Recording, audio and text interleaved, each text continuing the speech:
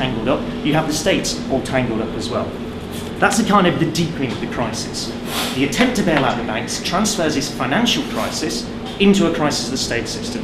Most seriously in Europe, where you have southern European countries, which because of the imbalances I spoke about earlier, had already built up huge amounts of debt, basically find themselves, potentially unable to fund themselves. I mean, Greece earlier this year could have had to default on its debt. It's still very likely it might have to default. Just say to the people who've lent it money that we can't actually pay any of this stuff back.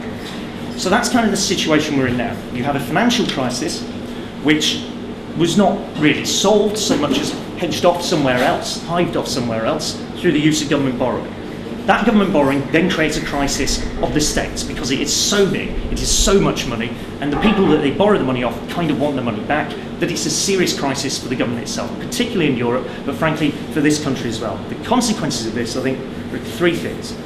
The first is that the banking system just hasn't been reformed. When Lehman Brothers collapsed, there was sort of this potential that maybe you turn around and say to the banks, you could have done this, theoretically, if there was any political force capable of doing this, but you could have said to the banks, don't go off gambling borrowed money like the way you have been. Don't try and disguise the bad debts that you've all got. Don't lend money to a ludicrous extent to the people that you're never ever going to pay it back. You could have reformed the banking system seriously by then. You could also have said no more massive bonuses, no more chief executives paid 200, 300 times the average wage in this country. You could have made banking, instead of being this sort of vaguely exciting, glamorous thing, turn it back into the boring, utilitarian sort of function it ought to be in society. It's just a bank, it just has money, rather than being a kind of gambling den with added portions.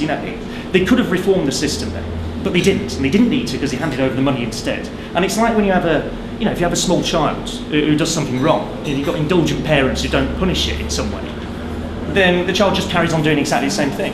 And what's happened to the banking system now is they've got away with it. So why do they reform? The governments haven't really reformed them. They're not going to reform themselves if you just bail them out, so they just carry on doing the same thing. That's why all the bonuses are being paid again. That's why the gambling is taking place again. It's got sufficiently serious that the Bank of International Settlements, which is sort of the central bank based out in Geneva, had earlier this year to call in the heads of the major international banks and say to them, we're getting seriously worried about the amount of risk and debt you people are building up in the system again. We think there's a good chance of another crisis erupting.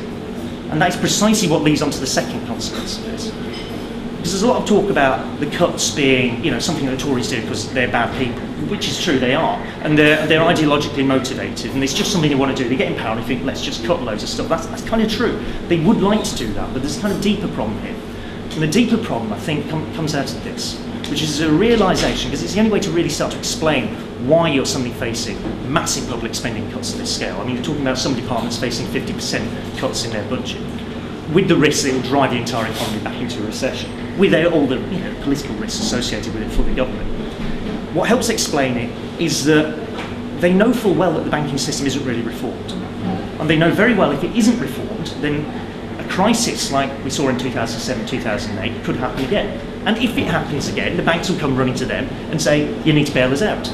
But you've got so much debt now as a state, you've got so much debt now as a government, you're not going to be able to borrow the money to bail them out. So if there's a risk of another crisis happening, and you can't borrow the money in the future, there's a serious risk to essentially the entire structure of the world economy. That's what the kind of serious grim situation you're looking at. And it's not just me saying this. The Bank of International Settlements annual report this year was very, very blunt about it. It said public and private balance sheets in the UK, the US, France, Germany, named a whole load of big economies, would not be able to cope with another financial crisis like we saw in 2007, 2008. That's how serious it is, and that's what's driving the cuts. It's because basically governments know full well, particularly in Europe, particularly this government, that you can't just maintain the City of London like this without expecting at least to have to bail it out in the future. So you have to clear some space for yourself. You have to clear some space in public spending in order that you might have to bail it out in the future. That's what's driving the cuts. It's a structural problem. And the structural problem boils down to a really simple political question that looks like this.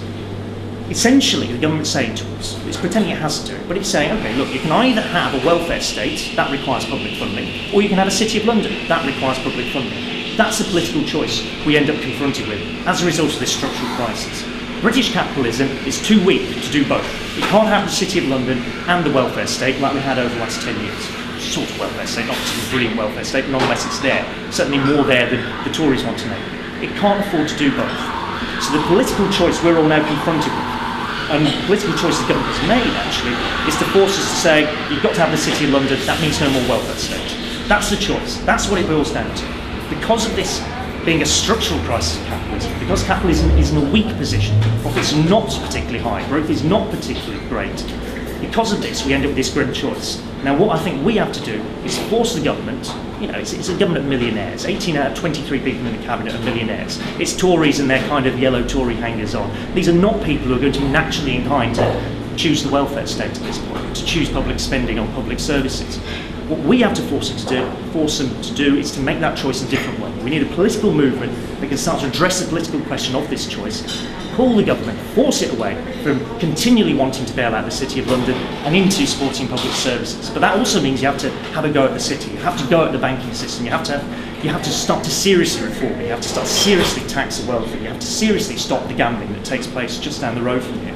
You have to do all that in order that you can preserve public spending and build a decent welfare state, decent public services over on this side. Vision.